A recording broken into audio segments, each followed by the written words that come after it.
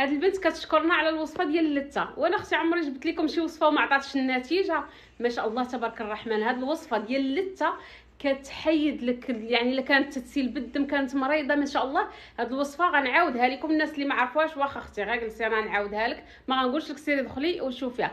البنات هاد الوصفه اللي عطيتكم ديال اللته كتوقف لينا الدم الا كان تيهبط لينا من اللته، كانت الريحه فيه، كان سنان اللون ديالهم صفر او فيهم الكركير ما شاء الله كتحيدو وكتبري لنا اللته.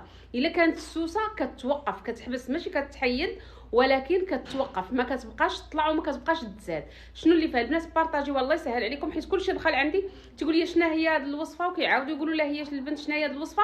هذاك الشيء علاش دابا جيت باش نقولها لكم. بارطاجيوها البنات كاملين قد ما تقدوا على هذه الوصفه راه خطيره.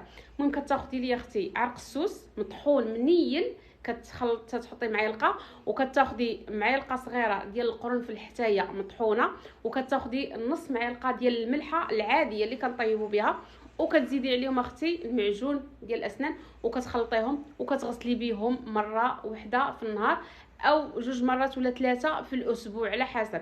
المهم الا كان الدم كيهبط ما كيبقاش، كانت اللته عندك سمره زرقاء يعني اللون ديالها غامق ما كيبقاش. جربيها وردي عليا. ما تنساونيش من القليبات ديالكم ومن التعاليق ومن